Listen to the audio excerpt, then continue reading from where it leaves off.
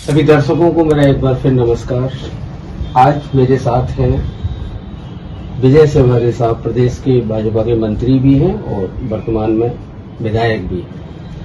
पर्यावरण दिवस के मौके पर आज उन्होंने मुझे समय दिया, तो पहले तो IYS टीवी में सर आपका बहुत बहुत स्वागत है। बहुत बहुत धन्यवाद आपका। सर, IYS टीवी की टीम विगत दिनों से कई थीमों पर काम कर रही है। वर्तमान में हमारी टीम चल रही है मुस्कुराता भारत। आपको क्या लगता है सर कि पर्यावरण दिवस के मौके पर पर्यावरण हमारे विकसित भारत में किस तरह काम आ सकता है, युवाओं की सोच किस तरह से बदल सकता है और पर्यावरण के क्या मायने हैं विजय सेवहरे साहब के? मैं सबसे पहले IYS परिवार को पूरे धन्यवाद देना चाहता हूँ। यूट्यूब चैनल को एक अच्छी शुरुआत है। पर्यावरण के लिए अवेयरनेस आना ये बहुत जरूरी है। देश में युवा पीढ़ी को नई दिशा देने का काम IYS चैनल जो कर रहा है, इसको धन्यवाद देना चाहता हूँ। मैं सबसे पहले पर्यावरण दिवस की मैं हार्दिक शुभकामनाएं देता हूँ पूरे देशवासियों को। और एक अपील जरूर, एक पेड़ माँ के नाम जरूर करना चाहिए। बहुत अच्छा। दूसरा, कभी आपके यहाँ कोई फंक्शन होता है, किसी बच्चे का जन्मदिन होता है या मेरी यूनिवर्सिटी होती है या खुशी का कोई माहौल होता है, तो उस पेरेंट्स का काम है अपने बच्ची को गिफ्ट में एक पेड़ जरूर लगवाए और उसके संरक्षक के रूप में उसकी चिंता करे। एक वर्ष जब एक पेड़ की चिंता जब होगी तो वृक्ष मेरा बड़ा होगा, पर्यावरण शुद्ध होगा। पर्यावरण से ही ये हमारा देश दूषित नहीं होगा। इसलिए मोदी जी का संकल्प भी है। पर्यावरण की दृष्टि से आप देख रहे हैं पूरे देश भर में जी ग्रीनेस की तरफ ध्यान गया है जी। और वेदर में भी बदलाव आने का काम प्रारंभ हुआ है। सरकार इस ओर काम कर रही है। इसलिए मुझे इस अवसर पर आपके चैनल के माध्यम से युवा पीढ़ी से मेरी एक अपील है कि उस ओर पर्यावरण की तरफ देखें, अवेयरनेस आए, ग्रीनेस की तरफ जाएं। आप पेड़ काटे नहीं, पेड़ लगाएं। अभी दुर्भाग्यपूर्ण लोग पेड़ काट देते लेकिन पेड़ लगाते नहीं है जी। अगर आप एक पेड़ को काट रहे तो आपको 10 पेड़ लगाने चाहिए। ये प्रक्रिया अपनानी चाहिए। और मैंने उदाहरण के लिए 2016 में जब पार्टी का अध्यक्ष बना आगरे का, जब मैंने ये उदाहरण दिया, जब मेरे स्वागत हुए 84 में, तो मैं स्वागत करने से पहले एक पेड़ जरूर मैं लगाता था उस कार्यक्रम के आसपास। बहुत अच्छा। क्योंकि पर्यावरण की दृष्टि से हम लोग ही अवेयरनेस दे सकते हैं जनता को, इसलिए हमको अवेयरनेस देना चाहिए। सेवहरे साहब, ये बताइए, आपकी बहुत व्यस्त लाइफ रहती है, प्रदेश का काम भी रहता है, माननीय विधायक भी आप हैं। आपने लास्ट टाइम पेड़ों को कब हंसते हुए और मुस्कुराते हुए देखा है?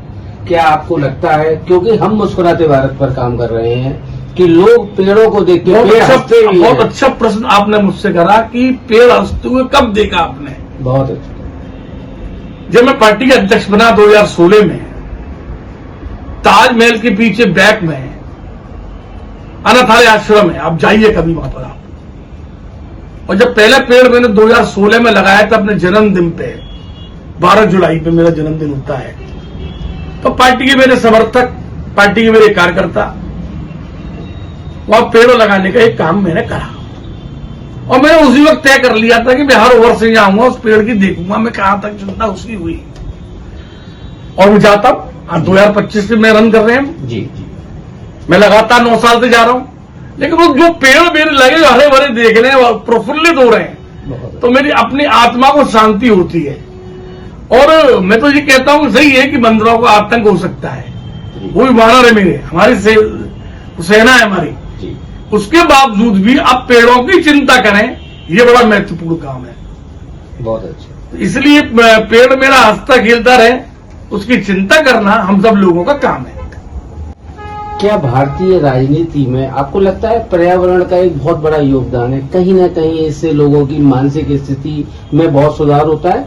वो गरीब तबके का लोग हो, समाज का अंतिम व्यक्ति हो या समाज का सबसे ऊपर का व्यक्ति हो, लगता है कहीं ना कहीं विकसित भारत में पर्यावरण का आपके हिसाब से कितना बड़ा योगदान रहेगा? विकसित भारत 2047 की दृष्टि से पर्यावरण बहुत एक महत्वपूर्ण अंग है और उसके मंत्री भूपेंद्र यादव जी हैं। और पूरे देश भर में अब जो नए कानून और आने वाले हैं, अब जो मकान बनाते हैं, मल्टीपल स्टोरीज बनाते हैं या कॉम्प्लेक्स बनाते हैं, अब उनके नया कानून आने वाला है, बहुत जल्दी कानून आएगा। अब आपको उस सराउंडिंग्स के लिए ग्रीनेस भी आपको छोड़नी पड़ेगी। अगर आपको सांस लेनी है तो आपको पेड़ लगाने होंगे जी और जब वहां रहेंगे हम पेड़ होंगे तो जब तो आप सांस ले पाएंगे जी। इसलिए ग्रीनेस की तरफ ध्यान देनी है। लेकिन जब 2020 में कोविड आया, मैं उदाहरण देना चाहता हूं, एक दुर्भाग्यपूर्ण समय था सर भारत मैं उदाहरण देना चाहता हूं उस कोविड के टाइम में नॉर्थ ईस्ट का कॉलोनी में आप जाइए, एक पुलिस लाइन रोड है जी दबे कुचले बस्ती में रहने वाले लोगों ने एक पेड़ लगाए, उनने करीब 20-25 पेड़ लगाए। कोविड का टाइम तो सब लोग घरों में बंद थे, आपात बीमारी थी, सब लोग निकल नहीं रहे थे। वो लड़के मेरे पास आए, बोले भाई साहब हमको पेड़ लगाने में लगाओ। और आप टचवुड आप जाइए पुलिस लाइन रोड पर, आप वो पेड़ आज जब उनको देखता हूं ना, उन बच्चों को धन्यवाद देता जाता सर। मैंने आज ही देखे हैं, मैं उधर से ही आया था। वो पेड़ गमले भी नहीं थे,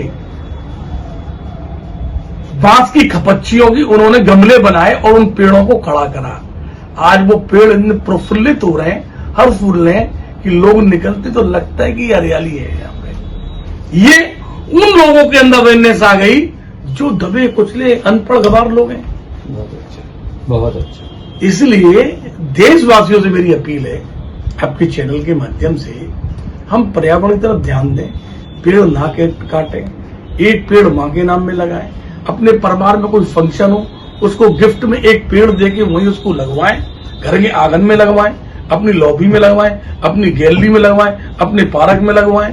ये काम सतत प्रक्रिया हमको करती रहनी चाहिए। बहुत अच्छा सर, आपने अभी माँ का नाम लिया। गाय का हमारे समाज में कहीं ना कहीं एक माँ का स्थान होता है और गौ माता भी कहा जाता है। क्या लगता है आपको गौ माता सर एक केवल पशु है या जीवन जीने की एक संस्कृति है, उसको अपनाया जा सकता है? और गौ माता एक धार्मिक और संस्कृति है, धार्मिक भी है जी, संस्कृति भी है, और संस्कृति के साथ साथ एक उसका पारिवारिक महत्व भी है। गौ माता कोई ऐसा नहीं है कि उसका महत्व नहीं, उसका बहुत बड़ा महत्व है गौ माता का, और उस महत्व को लोग समझे जब है। और आज की देश युग में लोगों को गौ माता के बारे में अब प्राप्त कुछ जानकारियां हो रही हैं कि इसके फायदे कितने हैं। और इसलिए आप देख रहे होंगे, मैंने तो अपील भी करता रहता हूं लोगों से, और इस बात की अपील करता हूं मैं कि जब गौ माता के लिए हम सुबह प्रातः घर में जब रोटी बनती है तो सनातन धर्म के जो जानकार हैं या मानने वाले लोग हैं, तो सबसे पहले एक रोटी गौ माता के नाम से निकलती है जी, निकलती है। लेकिन करते क्या है, उस कॉलोनी के अंदर अपार्टमेंट के अंदर गौ माता नहीं आ रही जी। वो आपने रोटी निकाल के सवेरे काम वाली आई, उसको आपने नीचे पटकवा दिया। ऐसा मत करो। गौ माता के लिए सब लोग इकट्ठे हो और उस सब रोटियों को इकट्ठा करके गौशाला में जाने देने का काम करें, क्योंकि हम सनातनी है। हम लोगों ने गौ माता के नाम से रोटी भी निकाली और उनको देना भी नहीं चाह रहे। हम रोटी निकाली हमने, लेकिन देना नहीं चाह रहे। यही अंतर है, यही अंतर है। इसलिए इसमें अवेयरनेस की आवश्यकता है। और इस दृष्टि से आगरे में काफी संस्थाएं अपने रिक्शा है उसके माध्यम से वो लोग इस प्रचार प्रसार भी कर रहे हैं। प्रत्येक कॉलोनियों में, कोठियों में जाना प्रारंभ करा है। वहां से अनुसंधान की दृष्टि से वहां पर इकट्ठी करते हैं, नाच को इकट्ठा करते हैं, रोटी को इकट्ठा करते हैं, उनके उसको इकट्ठा करते हैं, उनको कुट्टी को इकट्ठा करते हैं और देने का काम भी करते हैं। ये शिवाजी साहब, आपको ऊपर वाले ने बहुत कुछ दिया। आज आप माननीय विधायक भी हैं और प्रदेश के मंत्री भी हैं। अपने जीवन का कोई एक सुखमय पल जो आपको लगा हो कि आपने बनाया है, अपनी मेहनत से बनाया है, अपने देश के लिए बनाया है, अपनी देश की पब्लिक के लिए बनाया है, कोई एक खुशमय पल? ये मेरा जीवन है ना, ये मेरे अपने लिए नहीं है जी। ईश्वर ने मुझे जब मनुष्य योनि का जन्म दे दिया, वो इसीलिए दिया है कि दूसरों की सेवा के लिए। मैं उसी पल की बात कर रहा हूँ सर कि कोई एक ऐसा सेवा का पल जो आपने अपने दिल से करी हो। नहीं, मुझे रोज सेवा करता हूँ, मुझे तो रोज अच्छा लगता है सेवा करना जी। कोई ऐसा पल नहीं जिसमें मुझे अच्छा नहीं लगता हो जी। और निस्वार्थ सेवा भाव मेरा जीवन का रिकॉर्ड है। 34 साल मुझे सेवा काम करते हो गए। 34 साल में मुझे कभी ऐसा नहीं लगा कि मैंने इसकी सेवा नहीं कर पाया। मैं किसी की सेवा करता हूं, मुझे सुख प्राप्त होता है, अपने आप को मुझे शांति मिलती है। वो व्यक्ति कुछ भी माने, काम हो या नहीं हो, मेरा कर्तव्य है मैं उसके लिए निर्वहन कर सकूं, ये मैं काम करने का सतत प्रयास करता हूं और गरीबी रेखा से चलकर मैं यहां तक आया हूं। कोई खुशमय पल सर, कोई एक ऐसा पल जब आप बहुत आनंदित हुए हो सेवा करके? सेवा देखो, सेवा तो कोई इससे कोई परिभाषा नहीं है जी। सेवा की परिभाषा कुछ नहीं है जी, सेवा ही है। आप लोगों की सेवा करते रहो, यही सेवा है और क्या है। एक और आपसे मैं क्वेश्चन करूंगा, मुझे इसलिए मैंने ये भाव पूछा आपसे कि मैंने बहुत सारे माननीय लोगों से मैं मिला, मुझे कई बार समय लेना पड़ता है, कई बार मुझे समय नहीं मिलता है, कई बार मुझे 4-4 बार लौटना पड़ता है। मैं मुस्कुराता भारत गाय और पर्यावरण पर लगातार काम कर रहा हूं। मैं उन माननीय लोगों से, मंत्री लोगों से आपके द्वारा एक अपील करवाना चाहूंगा। मैं निष्पक्ष भाव से इस काम को कर रहा हूं, लोगों के विचार ले रहा हूं इन विषय पे। तो बहुत सारे लोग मुझे समय नहीं देते, लेकिन मैं आपके यहाँ जब आया तो मुझे सब कुछ खुला पाया। मैं अंदर गया, बात हुई आपके पीए साहब से, खड़े हुए, मुझसे बोले नहीं मंत्री भैया मिलेंगे, विधायक जी मिलेंगे, आप मिल के आओ। तो मुझे बहुत अच्छा लगा। तो मैं आपसे केवल एक अपील करवाना चाहूंगा अपने समाज के सभी लोगों से, वो पिछड़े लास्ट वाला आदमी हो या कोई भी हो, मंत्री हो, विधायक हो, कोई भी हो, कि इससे जुड़े और अपने विचार हमको दें।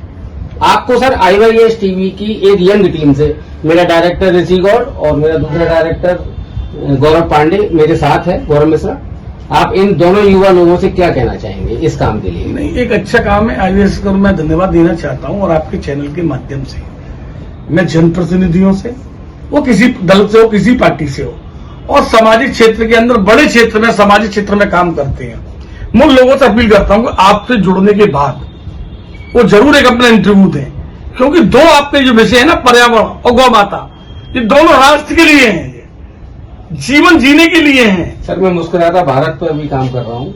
नहीं, मैं बता रहा हूँ मुस्कुरात भारत के लिए भी और वही चैनल के लिए भी, मैं दोनों के लिए कह रहा हूँ। बहुत अच्छा, दोनों के लिए मैं कह रहा हूँ और आपकी पूरी टीम के लिए मैं कह रहा हूँ।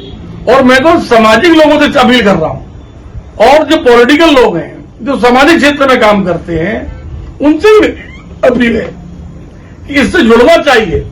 पर्यावरण से अच्छी कोई चीज हो सकती है क्या? गौ माता से कोई अच्छी चीज हो सकती है क्या?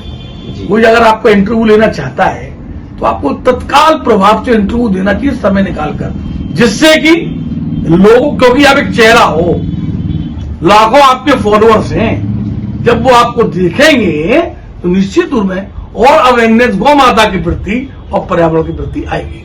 थैंक यू सर, आपने मुझे समय दिया, बहुत धन्यवाद।